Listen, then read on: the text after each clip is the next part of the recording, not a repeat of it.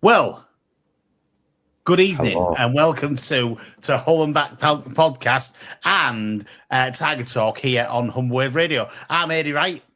And I'm Chris Sorensen. And I'm Paul Wright. And only three of us tonight. Three Musketeers. Musketeers, yeah. Joe, I think, couldn't be bothered, was there. That's the basic excuse that I've got of it, is that he really just couldn't be bothered to come on. And he thought, no, I'm not bothering. I'm not going on. So it's just us three ugly mugs that you've got to look after. Sorry, if I'm upsetting Christian and Paul for saying ugly mugs, but you're that's probably right. You're probably right. Well, in my case, I'm not saying you are, Christian. No, I'm there at the moment. Let myself. I'm sure go, you're the. I need that shave and haircut. Why do I'm still wearing the hat? For anybody listening, he needed a shave and a haircut last week as well. He's just not bothered to do it yet. This is the thing. Anyway, we're here to talk about Hull City and not us three ugly mugs. So we need to get into it. And it's a pre-recorded one tonight, as you'll be aware. We've got a game tonight. We're at home. We've got a massive game. I think if we get 3 points on this one, it probably keeps us up. But we'll talk about that a little bit later in the show. We've got a game, obviously, to talk about that was talked about a little bit on to Hull and Back podcast on the show on Sunday night. But me and Paul weren't on that podcast, so we want to have our say. Before we start, can I just talk about last week's show bit with this women's at football matches? I can't believe it. It's a problem at all. You know, it rankled me a little bit afterwards, and I thought, why are people making an issue of women being at a football match or playing football? It just really rankled me, because we go to the Tigers Trust. There's Donna who runs the Tigers Trust sort of thing, isn't they? Yeah. And there's Catherine who runs the official supporters club. Who say Jan does a lot, and there's a fair few women in there. Nobody has bats an eyelid. I just can't believe it goes on. It really rankled me when off the show. I thought, I can't believe in this day and age it's even a problem whatsoever. You know, it feels so bad, doesn't it? I know I'm going backwards a little bit, but it just rankled me a lot. I just thought, why is it even a remote problem? It is a strange thing. I've been down the Tigers Trust tonight. Put a Humber Wave banner up there just before we go in there tomorrow, because we had an old one up from our old days where it was called Westall FM, and I've been to put a new banner up tonight, and I saw both Catherine and Donna there. Donna obviously works for the Tigers Trust, but Catherine, she runs the Hull City Official Supporters Club. She said that she'd like to come on one of these, but she said she couldn't make it tonight. I said, well, that's a shame, because you could have come on tonight. We had a spare spot for you. But, Catherine's there taking something down tonight because she can't get into the Tigers Trust tomorrow. But, she don't get paid for being the chairwoman of the Hull City Official Supporters Club. She's just down there doing it as a hobby or some of the interests her and stuff like that. And as you say, without women in football, the Hull City Official Supporters Club would not be running now if it wasn't for women. Even when I look back, I was the chairman of the Hull City Official Supporters Club Cottingham branch. I think it must have been around about 2012 when I was the chairman of it. And we had loads of women that helped us do lots of different jobs in there. Barbara was my treasurer. And without Barbara, I wouldn't have been able to do it because, Barbara helped me so much in things that she did. And you think to yourself, we wouldn't be anywhere without women in football. So I'm the same as you, Paul. I don't get why it's a problem. Chris, you can have your say. Yeah, well, love of the game. Love of the game. And I'm going to say those words because it doesn't matter who you are, where you're from, what you are, love of the game. And it's a case of, you're right, Paul, with what you're saying earlier. You still can't believe in this day and age, something like that is still going on. And we're all in the same boat there. It shouldn't be. It shouldn't be. Come on. It's a game. Everyone can play it. All you have to do is put a ball down and kick it. So to have... what stereotypes football? What stereotypes that where it's a ball and you're kicking it with your feet? Don't get me wrong. I understand the physicality difference in the male between the female and things like that. I understand that. I'm not going to go into it deep, with all this the difference in pays and that, because I understand it as well why it's all there. But just to turn around and say you're a girl, you don't know football is just utterly ridiculous today. It is. It is. So, look, everyone that's probably listening to the show I would hope, doesn't feel against it in any shape or way or form, because why would you? There's no reason for it. There is zero reason. So, look, moving forward. I think it is, as much as we highlighted on last week's show, I think it is a select few. And hopefully, shows like this and things like what Hull City did last week, Hair Game 2 for the game last week, I think them things hopefully highlight that, there shouldn't be any divide in football, and it should all be about, who are you supporting? Listen, I don't like Leeds fans. That's not because I'm prejudiced or anything. I just don't like Leeds, but Leeds don't like Hull City, and that's how it should be in football. We're not talking about any prejudices. We're just talking about, I don't like Leeds. Sorry about that. Any Leeds fans that are listening, sorry about that, but, you could support a good club like Hull City. Anyway, on to the game on Saturday, which I watched with interest, to be quite honest with you. I thought we started the game really, really well.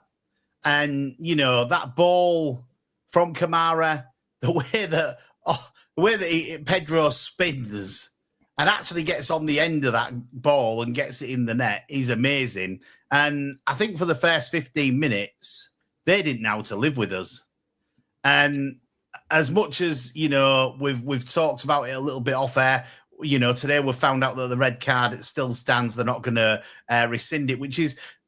It's a bit of a strange one for me, and I can understand in a way why it's there, and I can understand and the angle that the referee's at, probably he sees it as a straight red. I think if you look at it from other angles, it don't look like a straight red because he pulls out. But the referees, don't they? And the referee's made a decision on the pitch, determined on what he's seen at the time, and I think that's why the red card stands. I think the big problem for us is that, Pedro's been so good for us. I saw a comment on Twitter, I think it was Twitter or Facebook, and it said, when we signed Pedro, I thought, what are we signing him for? This is a comment. I can't remember who said it, but this is a comment that somebody put, and I was exactly the same. I thought, what have we signed Pedro for? He's past his prime. He's not going to do anything for us, but my God, he's been our saviour really this season in the top end of the pitch, because without him, we wouldn't even have the goals that we've got. And I know we ain't got many, but we wouldn't even have those if we didn't have Pedro up there. So he's going to be a massive miss for the 3 games that he's out. Obviously, starting tonight's game against Oxford, he's out. He'll be out for Saturday's game. And then we've got another midweek game next week. I'm lost of where we are because we've got that many games coming up. Yeah. I don't think we have. It's the Luton game. It's the Luton game, the third one he misses. Yeah, well, that's the quite far on in it because we've got an international break coming up, haven't we? Yeah. So we've got they're the 3 games that he misses, and somebody, as people have put, somebody's going to have to step up to the plate. Whether that's Carl Joseph or somebody else, somebody does need to step up and fill his boots, which are big boots to fill out the Paul. Immense. I mean, I looked at it on Saturday and, I can see why he's given the red card. The only thing, a couple of things annoy me. First of all, he didn't take any time to think about it. No, I was annoyed about that. Across, he's bringing the card is out of his pocket. Now, I know it was, as I say, looking at the challenge live, it didn't look a very good challenge. But I'm going back again a couple of things. But last season when Connolly got taken out, they got the free kick. And just recently, in the Crystal Palace against Millwall Cup tie, one of the best referees, evidently, in the Premiership, has seen it as a yellow card. I know VAR overturned it, but there wasn't a VAR in the previous round. So the previous round, it would have just been a yellow card. The fella had 23 stitches or something put in his ear, and he was just getting a yellow card for it, apart from VAR. And I just think the referee, as I say, looking at it, it looks a red card, but he rushed to it. His hand was in his pocket as he's running across, brandishing the. Usually they leave it 5 or 10 seconds, 15 seconds, just to have a little bit of think about it. Maybe have a word with the linesman through the walkie-talkies. And I was just disappointed in that. I ain't saying it wasn't a red, but I just was disappointed in the referee. And when you look at the Louis Coyle incident a bit later on in the game, That could have easily been a red. And he Yeah. got a yellow for it, and then he got taken off. So I don't think the referee was particularly brilliant. Even the penalty, the amount of things that go in an area with people pulling shirts and doing this and that. Again, he was straight away pointing to the penalty spot. So I don't think he had a particularly good game, the referee, myself. But as I say, I can't argue with the red card because I think myself it looked a bad challenge at the time. But as you say, from another angle, it might not have looked as bad. So if I spoke to his linesman a bit, so I think he should have had gone across and maybe had a quick word in the ear of the linesman. What do you think? And then maybe give the red card. I was laughing at one point because their fans were singing to the ref at one point in the game, "You're not fit to referee." Yeah. You think to yourself, hold on a minute, you're not fit to referee. You've had a sending off for us. There should have been a sending off for you probably that wasn't there. You've had a penalty and you're still singing, "You're not fit to referee" to the referee. I'm thinking, wait, he's been on your side tonight. He had your shirt on.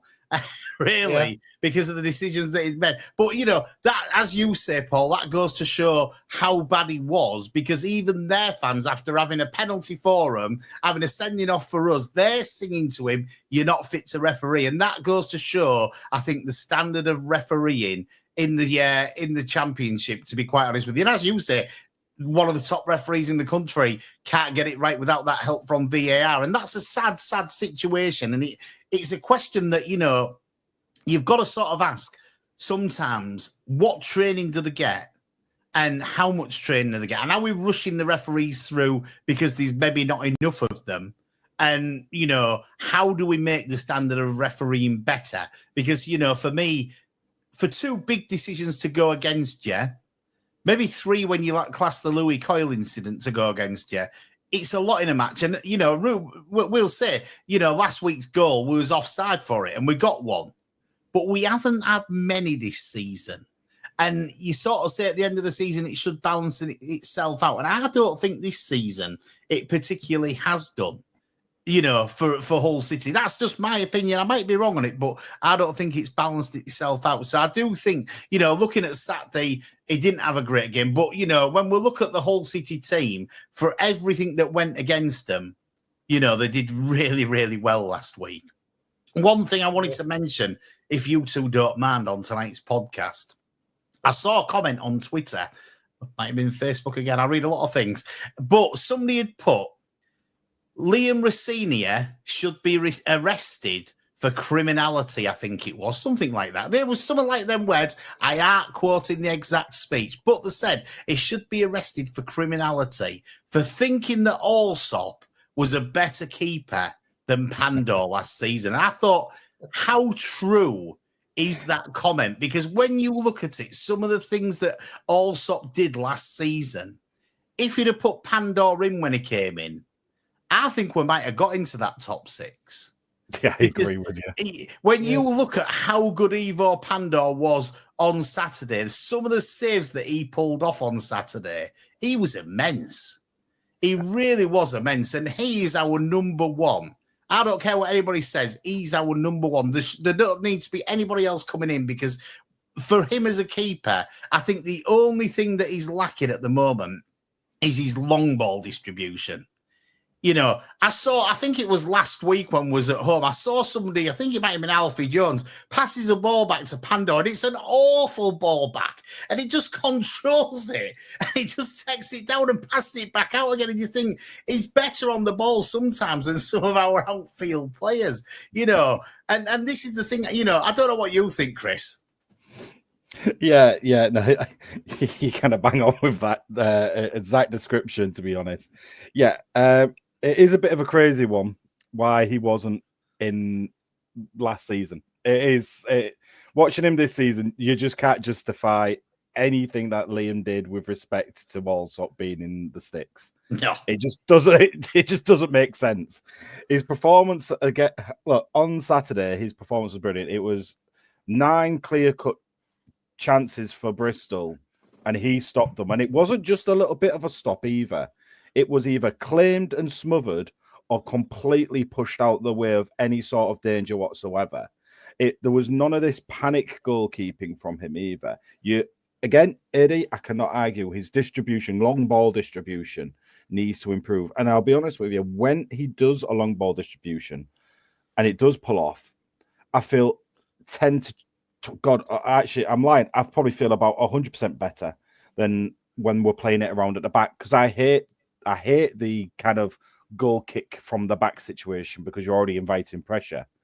But when got better though, Chris, hasn't it? It has got better because I'm only seeing once or twice a game instead of every play, which is, thank God, in my opinion.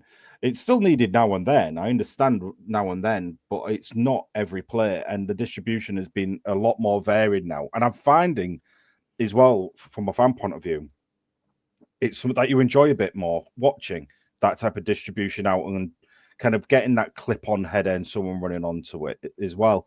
So can't argue with that one. And I think you're right as well when you were speaking about, well, there's a lot of things that you gents have just spoke about, especially the referee and the Bristol fans.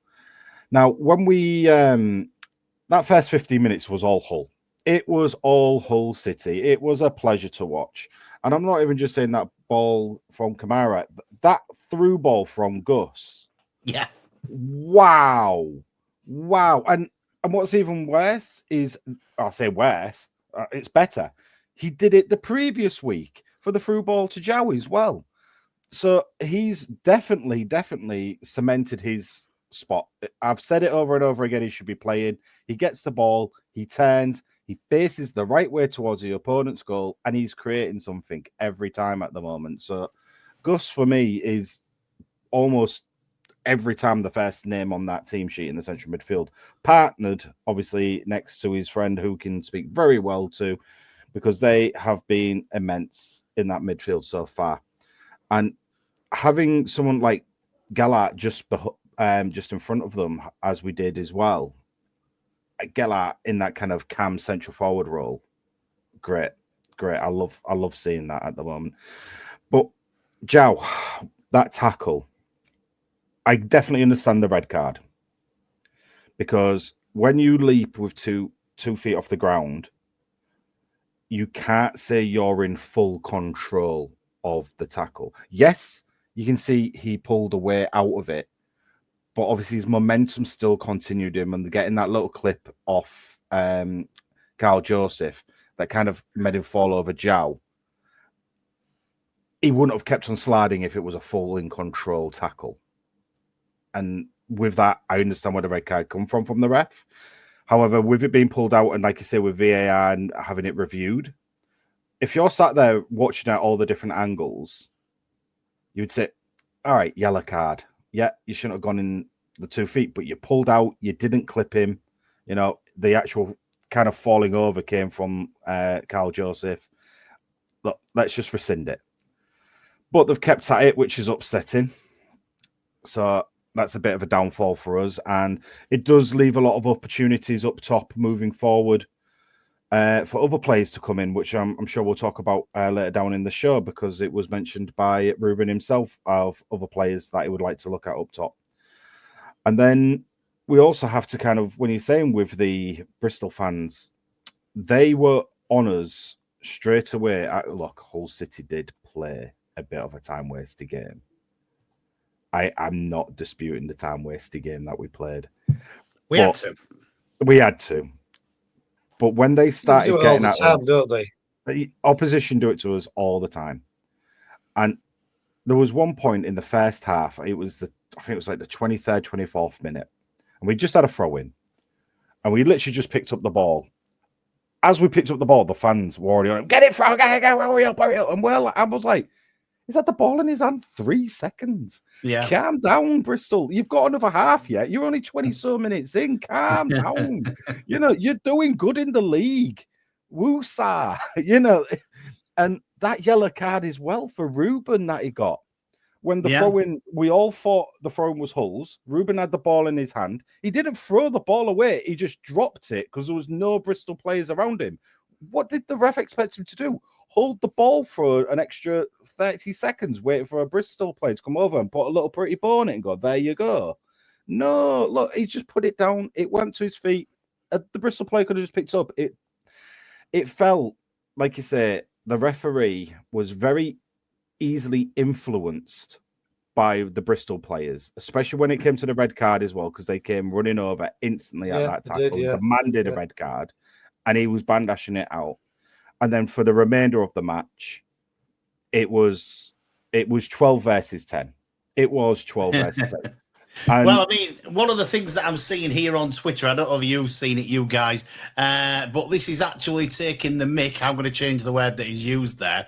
To have this player in here, Twine somehow makes it into the Sky Bet Championship Who Scored Team of the Week, but the goalie that made 20,000 saves doesn't make it into the Team of the Week. How was that right?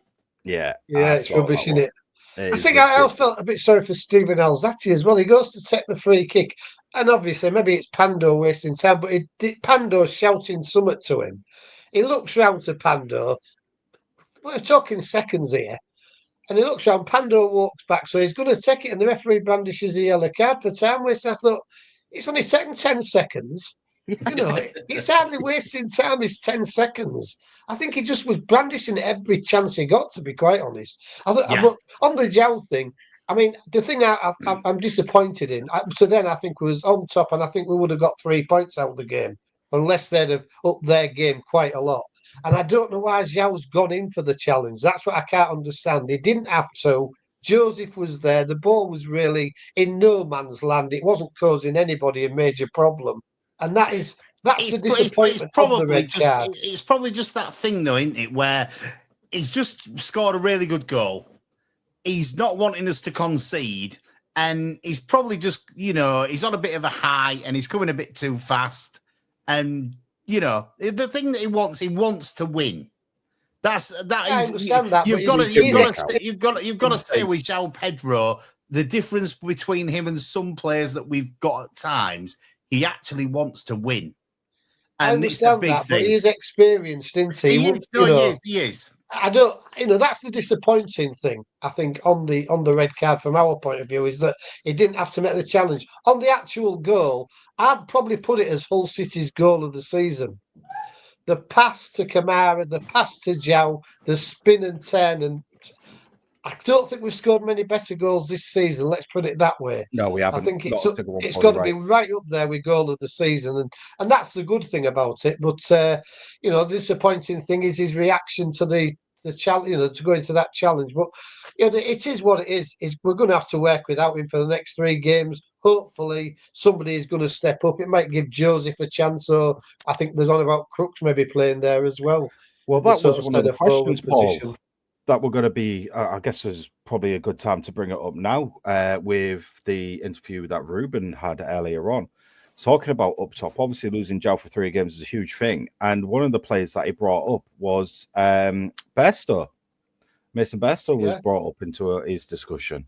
Now, I've been banging that drum for ages. He's been the forgotten player a little bit, Christian. He has. Yeah, he's been a bit of a forgotten player. And I'll be totally honest with you, because it's been harder for him to get in up top, because at the moment, the winger situation, the wideman, though we've had injuries and things like that, the lads that are playing there at the moment you can't take them out. They deserve to be playing in that wing position. And same for the lads who are playing up top at the moment. I think Kyle Joseph, though he hasn't got a goal, I love how much effort and work and run he's been doing, but yeah, he's been playing out on the wide left. And I say a little bit more successfully than Mason Bairstow was. So I understand why he's been playing there. But for that kind of up top spot, with now Jow being out, is it dangerous to put Bairstow up top? I don't think it would be. I think it'd be something completely that we haven't seen and tried, and it'll be some sort of new dynamic. Well, he can't be anywhere up top than he is on the wing, like, can he? Well, of course not. And that's the thing. Give him. But in all seriousness, his position is a striker. He's not really done it on the wing, and I don't blame him for that because he's not a winger. So, but when I say this, I'm not having a go at a player. He's playing out of position, and a position probably that he don't know that well. It's not really his position. So to see him as striker, if he doesn't do it there, then at that point, I think he can probably have a go about it. Well, that's when you start asking questions, isn't it? We haven't seen him there, have we? Well, that's the thing. That's when we start asking the questions. If we put him up top, and he doesn't produce, and I'm not saying produce as in producing a goal instantly. No. We're talking about just doing the right things. The right things, like what Zhao does, closing the players down, heading the ball on when he needs to, battling against them, holding the ball up a little bit, because these are the things that you need, don't you? Because as a team, sometimes you need a little bit of pressure taken off you. And the only way that pressure comes off is if you've got somebody who can hold that ball up and bring some other players in and try and keep the ball up their end of the pitch rather than it being our end of the pitch. So, no, I agree. I think that, I do think that Carl Joseph's played okay on the wing. I don't think he's a winger. No, but I do think he's played okay on there. One of the things that was talking about before we came live was, there's a player that is a winger that's been doing it in the 21s and hasn't really, as we said, he hasn't even been on the bench. Bit of a shame, that one, Paul, innit? Yeah, Harry Vaughan. Yeah, he started off as though he was in the team, didn't he? Or on the fringes of the team. Yeah. And for some reason, he's been the bit of a forgotten man, and all of a sudden he's scoring a couple of goals, for the under 21s, is it? And I don't know. Do you risk bringing him in? I mean, Oxford are a big side, aren't they? So if you bring him in, you've got to lose either Joseph or Crooks. And they're big, the biggest players. I don't know if I'd bring him in for this game necessarily, personally, especially as he should be getting on the bench, though, shouldn't he? Should be on the bench. I would think he should take he should be getting on the bench. I don't see why he isn't going to be on the bench, to be honest. Every time he's come on, he's put a lot of effort in. Although he's small, he does put a challenge in. He does work very hard. For me, I don't understand sometimes why other people that aren't wingers have been getting in ahead of him, because it's a bit of a strange one, isn't it? Yeah, definitely. You don't really, obviously, the manager sees something else. I don't know what it is, but he sees something else. But, I don't think I'd risk him necessarily from the start in this game. So I think Oxford are quite a biggish team.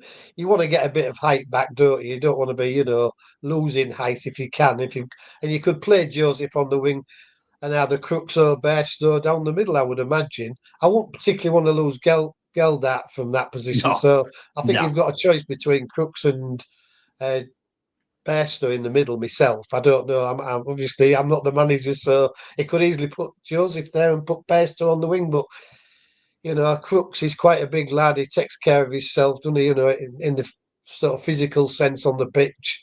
And I think against teams who are a bit physical, I think Oxford are one of those teams.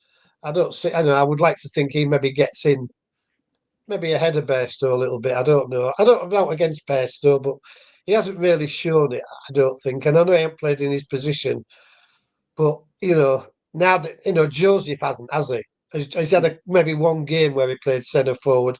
Otherwise, it's been Pedro, hasn't it? And he's been put out on the wing. So, and he's done quite a decent job on the wing, to be quite honest.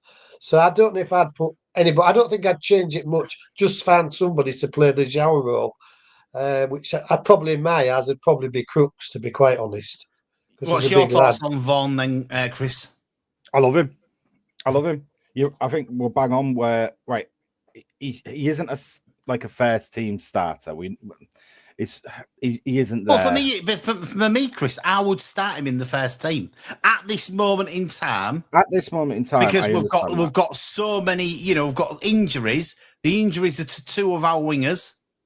When you look at the two really good wingers, we've got the two injuries there. So he would be in my starting team. Look, in a depleted squad, but as you stated that we are with all the injuries and the players that are out at the moment, I have no fear at all of starting Harry Vaughan. I have zero fear. I love the kid. It's nothing against him that way. If the other players were injured, though, he would be on my bench. He wouldn't be starting because obviously I would be picking a very fit, healthy Miller to play in that kind of side of the pitch. And I don't think anybody else could really, other than obviously who's out injured at the moment, I don't really see anybody else that could kind of do that left midfield role as good as. And the only reason why I'm saying Carl Joseph would potentially still be the starter for me at the moment is just generally because of his attributes of his speed and his frame, to kind of boss that ball up. When I say boss that ball up, I'm talking using his strength and using his pace to keep the ball at his feet and actually kind of positively get it up there. Whilst you look at Harry, and Harry's more of a technical player, but he is pacey, well, to an extent for his size, and he's very technical. And I do like the way he plays. He gets involved. He doesn't mind a tackle. He gets banged about a heck of a lot. He does, but he gets back up. And you can see he's doing it in the under-21s really well. And I appreciate it's the under-21s. It's not the championship. But for a player who's consistently doing it in the under-21s, that's generally when a player moves into the first team. I mean, the kid scored, it was a 5-1 against Fleetwood. He scored the goal just before halftime, and then he scored the goal just after halftime, which when you're scoring those type of goals in those timing situations, you're that type of player that just brought the energy to the rest of the team because you're the one who scored it just before halftime. So you're going in at halftime, really happy, buzzing away. And then there's always that fear that you don't kick off in the second half because generally that's when you're always at your most vulnerable. And if you get that goal, you just feel a bit more comfortable. And he was the player who's just done that. So to have someone that's in your squad on the bench that could do that, I get it. He should be there. And it's just, I feel sorry for the lad. I think he should be, more often than not, be the one on the bench. Now, I'm not even going to bring up I'm going to have to. It was spoken to about on Sunday. I don't want to be cynical, but yeah. But yeah, his name was dropped. Obviously, I was hoping it was in jest, because the guy's not played for over a year. And this could still be another player that we look at near the end of the season as well, with the injuries that we've currently got and things like that. So he's another player to come back and have another go. So there's when he's actually played for us on the, I think it's I don't know, is it 2 occasions? He might have played more than 2 occasions. I might be doing it. I might be doing it. When he has come on actually into a game, I always thought he looked okay. Yeah, no, he did. He's got something. Did. It's just that, if he trips over a blade of grass, and with our grass not being the best at the MKM Stadium at the moment, he's bound to trip over one, isn't he? So that's got to be the worry. And it's probably the worry in the club's man in the case that they'll want, something to happen in the summer and not want him to be, probably on our books any longer. So they won't want him tripping over a blade of grass. So, yeah, I mean, I think I'd probably just let him train. Yeah. I mean, to be honest, I don't think he gets in ahead of Vaughan in my eyes. No. If you're going to have only one on the bench, which you probably will have, I would imagine, I think Vaughan gets in every time, to be quite honest. As I say, I'm not against having Vaughan play, but I just think against a big team, if we've got a bit of height, because we aren't the biggest of teams, are we? If we've got that bit of height, what we can use, and they're playing okay in that position, I don't see the point in changing it. Listen, I can understand exactly what you're saying. I get exactly what you're saying, and I'll take the height thing. It's a big game against Oxford tonight, and obviously 3 points, as I said earlier, I think would more or less say we're going to be safe in the league from that because it's a big 3 points. I know we need some more after that, but I think this is a huge game for us, the same as last week's game was. We get another 3 points here, 7 points in a week's amount of games would be really, really good for us. So, I think that, you've got to maybe stick with what you've got just because the team are used to playing with each other. And as we say, it just needs one to come in to replace Pedro, whether that's Bairstow or whether it's Matt Crooks. I don't know, but that's basically what we need. I think, just get 3 points tonight and then we'll all be smiling and happy. And, we'll go into a game at the weekend at West Brom away, which is a difficult game, more difficult, you're thinking, than what tonight's game will be. I've seen something on Twitter, and I saw it today announced by Hull Kingston Rovers. And Hull Kingston Rovers are looking to do some regeneration of their training facilities, and they're going to have a dedicated hub for the first team, the women's side, and the academy pathway. And I've seen some comments on there saying that if a Jun wants to leave a legacy, then he needs to try and get some new facilities sorted for Hull City and build a training centre. It doesn't have to be at the stadium. It can be outside of the stadium area. And I just thought, while it's on here and while it's fresh, Hull KR announcing this, I just thought I'd put it to both of you. What are you thinking, Paul?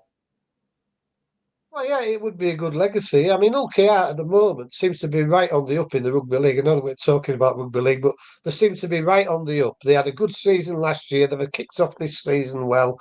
Obviously got the players in, and they're trying to improve everything, aren't they, at the stadium, which is good. We're sort of staying as is. It's all about getting round the stadium, getting something doing at Walton Street and all that, isn't it? It's never looked at somewhere else. It seems to be either there or we're not going to bother or we're not going to change too much. And maybe it should be looked at if we can get some other facilities, better facilities somewhere else for the team and the under 21s and all the others. Why not? I don't think it's a bad idea. As I say, Rovers might be a bit of a template for us to follow to a certain degree because they're certainly on the up. What with the playing staff and everything, looking at other things. So it's not a bad template to follow, is it? And you're keeping it sort of local. And obviously the fans are happy with things like that, aren't they, as well? Rather than, this, I don't know, jousting is it all the time. Can we get this West Park done? And can we do this somewhere else and all this? And it's never happening. Can we get the Showman's Guild, whoever it is, on our side and get it all done? It just doesn't happen, does it? And is it worth looking at somewhere else and getting a good training facility so that Hull City are on the up? And even if we're not in the Premiership, we're one of the top clubs in the Championship, always pushing for top six, a bit like your West Broms. They've done it for a few years, haven't they? They've been in the Premiership a few times, come down, but they're always pushing for that top six. And we seem to have had a good season last year, but this season it's been a poor season, I suppose you'd say, really, where we've been pushing for the bottom three, really. So we've got to sort of, I think we need to change it around and get this. I mean, Bristol City, you never really look at them as going down, do you? They're a team that always seem to be in and around mid-table. This year they're a bit higher. And I'd like to think we was at least a mid-table team pushing up rather than, the way we have been this season. I think it could be down to something like the training facilities and getting things sorted on that sort of side of it. Two things that I'd like to say on what you said there is, one thing that was obviously said that when Harry Maguire got sold by Leicester to Manchester United, they spent the money, plus a little bit more, on a £100 million training facility, which even I think from what I've heard, Man United are a little bit jealous of Leicester City's training facilities because of they were spending that £100 million that they got for Harry Maguire on a new training venue. The other thing that I wanted to say was when Hull KR are talking about this, they want to get a hub for the men's first team, the women's side, and the academy. Well, that's a big thing that was talking about last week. And I think when you're talking about a football club, Hull Kingston Rovers, you see them posting all the time about the women's side and how well the women are doing and stuff like that. And, it's a thing that grates on me a little bit that Hull City, as upward thinking as they've been in a lot of areas, they've not done this yet. And that, for me, if you get a training facility built purposely, then that's something, you could put a ground there where the ladies could play and train and do all these things. And then, it brings even more fans in, Chris, doesn't it? Yeah, you're right. You're right. And I mean, look, Hull KR, I mean, they're the only team in Hull anyway, let's be fair. So, I mean... there'll be a few comments underneath that, Chris, I can tell you. I'm not getting involved in it either. I'm not, definitely not getting involved in that one. They're doing very well things right. They are doing everything right, as both of you just stated.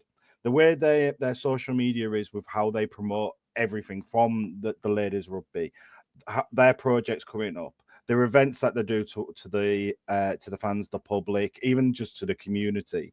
There's always something either being tweeted or spoke about from that type of club. And Hull City, that, do you know what? It's grinded my gears for years, this about Hull, with the amount of potential and the things that we miss out on that we could actually do to actually incorporate more from our community and the information the club can give out to the community as well in those type of areas. Even if it's something as simple as a pre-match day media, a bit more to the communication of, like you said, the ladies team. I mean, I know Dan Johnson, who was with the ladies team he's been with for years. Known a couple of the fitness coaches, John Noonan. I mean, John, God knows where he's at now. I think he's at the British Winter Olympics team, helping them out now and then. And these are the people that have come into the club and even stated to me that they would like a bit more exposure from the club itself, so they could actually just progress and branch out, because it is all about community at the end of the day, being a football club. I mean, that's how you get your local talents as well. If you're branching yourself out there. Sorry, one of the things that I'll just come in, Chris, it's one of the things that Adam Pearson did really well with years ago. He set up this official supporters club. He got all the different branches of the supporters club. It then went to it went to one branch, and there's only one branch of the official supporters club now. But that is, you would have thought the way that the new owner came in and changed a few things, you would have thought that he'd have taken that back up, wouldn't you, and tried to match that. Especially with his history of what he actually does as a business. Yeah. That's, you've got it on the nail on the head, Eddie, and that's why I was going, like, that's what he does. So why hasn't we done that? Sorry, Paul. Go on, please, Paul. I was just going to say, even for the things like, I mean, the Who was at Craven Park the last year. Yeah. Coldplay there for a couple of concerts. You would have thought the whole City Ground would have been where these people would be playing. I'm not saying I have anything against them playing at Craven Park, but you would have thought that's where we would have had. We've had concerts at the City Ground, haven't we? At Hull City's ground. Yeah. And it just seems to have dried up now. And it seems to be they're all going to Rovers. I don't know if they're a bit cheaper or I don't know what the problem is, but you'd have thought it's more central. Preston Road isn't the best place to be parking, is it? It's the middle part's all blocked off with, bits of wood, so you can't get on there. The parking isn't brilliant. I don't know. We seem to be missing the boat a little bit. And obviously with the women's team, we should be doing more for them. I mean, all these top teams have had, Man City, Chelsea, Arsenal, Man United, Liverpool, Bristol City. Well, I mean, They've all got women's team. The Women's Super League is really hitting the forefront, and Hull City are in the Women's Super League, but they're not far away from it. They got promoted last season. They're doing quite well this season, and for to not have that associated with your club, I think is a strange decision by the club. And I think that for all the good that sometimes they do, they miss some of these little things that would make a massive difference. And, I just thought I'd mention this, because I thought it was worth bringing up tonight and talking about, because it is a thing that, to me, we're missing out a little bit on. And, as you said, Chris, we're a little bit blinkered. Can we just get it near West Park? Can we just have it here? Why are we so blinkered on that? There'll be a load of land all over the city, whether it belongs to Hull City Council or whether it belongs to the East Riding Council, they would give you that land if you was going to do something as good as a training academy, bringing the ladies team in, all that promoting health and well-being, which is what Hull KR have come out and said. They want it for the community. They want to promote health and well-being in the East Hull area, but the wider Hull community as a whole. And, that for me is what it's all about. I mean, at the moment, when you look at Hull City, to me, it's closed a little bit. The training ground, you used to be able to see through the fence. You could watch the lads training. You could, bob down there, park your car, watch the lads for half an hour training, see what they're doing. Can't now. They've netted it all off. They've closed it all in. They don't want anybody to be seeing what's happening down there and stuff like that. And I think, we're only a championship club. We're not top of the Premier League or out like that. So, you can maybe understand it when they're on the amount of money that they're on and stuff like that. But we're a lower championship side at the moment. And the thing, when I look at Joe, he's not with us tonight, but Joe spent a lot of time down the training ground trying to talk to people, trying to learn his media skills and stuff like that. And these days, it's so hard for somebody like Joe to be able to do anything like that because of the way that we've closed this up. And I think that sometimes we're a little bit short-sighted as a club in these ways. And I do hope that somebody from the club listens to this podcast and thinks a little bit more about it and tries to make something happen because, I think what Rovers are doing at the moment, they're just building something steadily, but, they've put these extra few seats in. They've been doing the Craven Street thing. They're trying to get the fan, Hull City wanted the fans in there really early. Well, Craven Street is a thing that's dragged the Hull KR fans in there really early. They can go and have a beer. They can have something to eat. They can enjoy themselves, have a bit of fun before the game.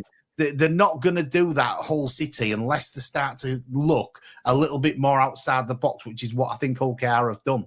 Anyway, I just wanted to bring it up tonight. I thought it was worth talking about with this being fresh in the news, at the moment about Hull KR's training ground. The pictures, by the way, look really nice what they've put up, so I'm sure it'll be a nice place when it's all done. And the thing that there is, we all know there's funding available, especially for sports and fitness, because more fitness means that people are not in hospital as much and things like that. So the government are willing to put funding towards this because they know that it is a big help to the greater community. So, I just thought it was worth mentioning and worth bringing up.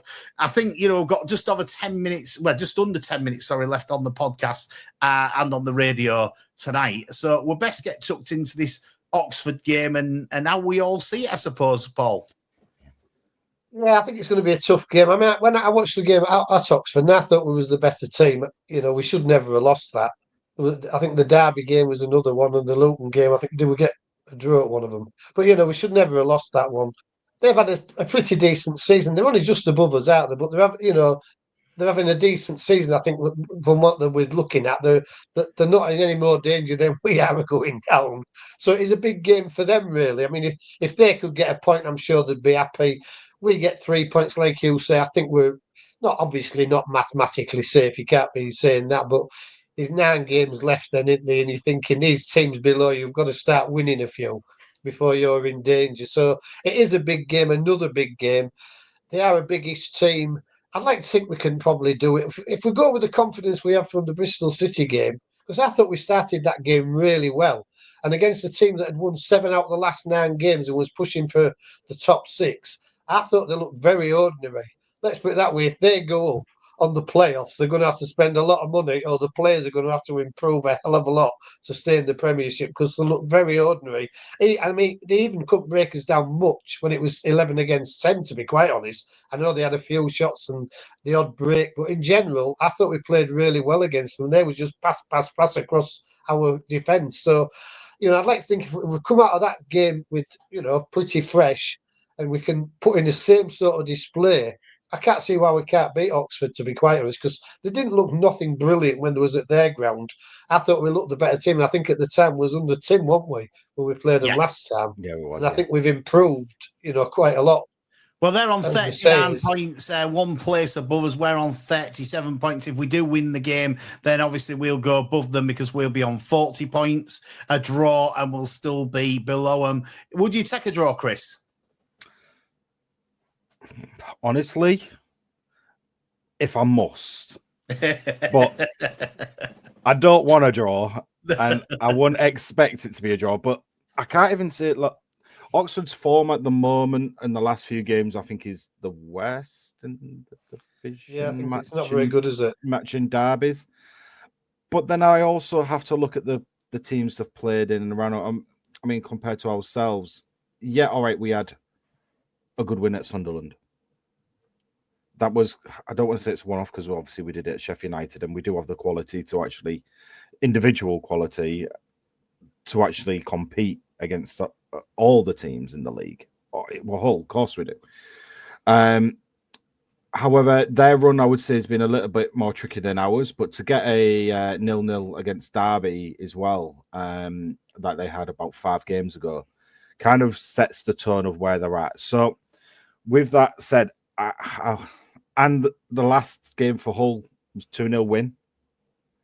I mean, is the curse going to break completely when we beat Oxford at home? Because we need to. And as AD said, like, it's such an important game. This would put us in that type of mindset to be kind of on the safe trajectory. Now, the only reason why I agree with how AD has put that is because we've got Hull, especially, I've got all these games of the teams in and around us.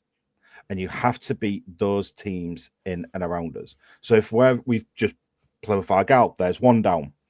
The next one, or tonight's game, Oxford, you have to get a result. You have to get the result. That would easily put you on that trajectory upwards. The points, the 3 points as well. That means we jump above Oxford in the table. That means there's another team below us that are closer to the relegation zone than us. So though you're saying, would I take a draw if I must? But no, at the same time, it has to be a win. It has to be. The only outcome here, gentlemen, is we are not losing. That is it in my mind. And I am looking forward to being at the game.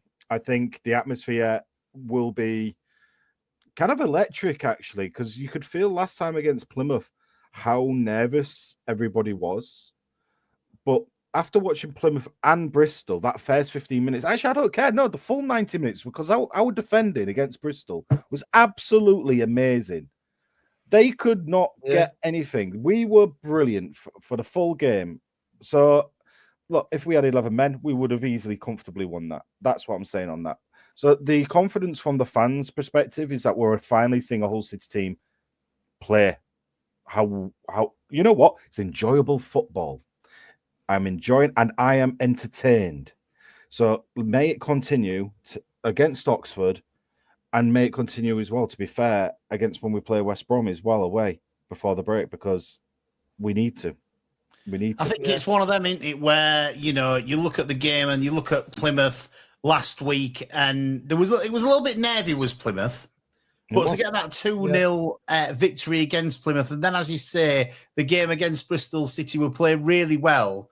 They was on a good run as well. You know, they've had 3 wins and a draw before that game. So it's 3 wins and 2 draws. So they are on a really good run of form. You know, one of the better forms in the league at the moment. So it's you know, for me, I think, you know, we can hold our heads a little bit high, and we can go into that game with a little bit of confidence tonight against Oxford. And, you know, I'm the same as you, Chris. I would settle for a draw, because I think another point on the board is a point closer to our safety. So I would settle for a draw. I do, however, want to continue our good home form now and try and, you know, continue with that and try and get another win at home, because another win at home would breed confidence, not just for the players, but for the fans as well, which I think the fans need that little bit. They need that. They needed that last week for definite,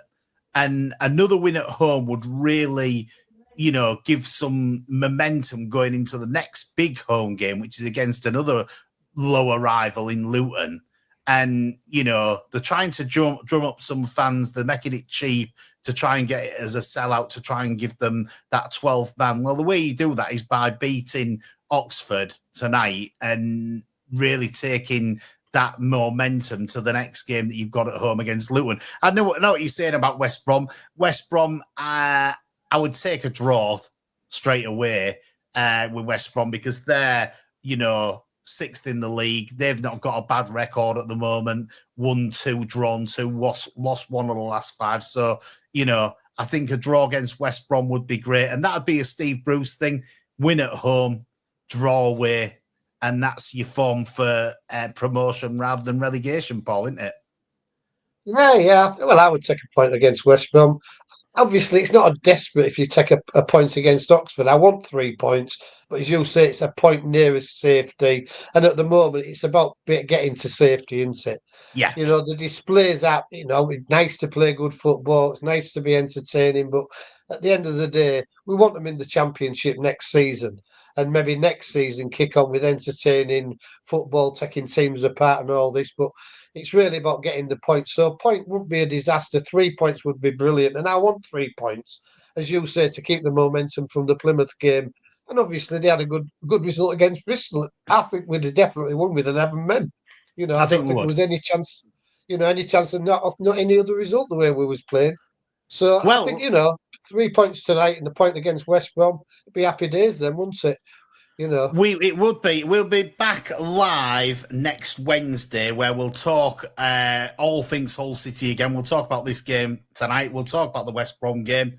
And we may have a little bit of a surprise up our sleeves for you as well. You never know. Anyway, I've been Eddie Wright. I've been Chris Sorensen. I've been Paul Wright. And you've been listening to Tiger Talk here on Humber Wave Radio and Hull and Back podcast. See you next week from 7 o'clock. See you later, all.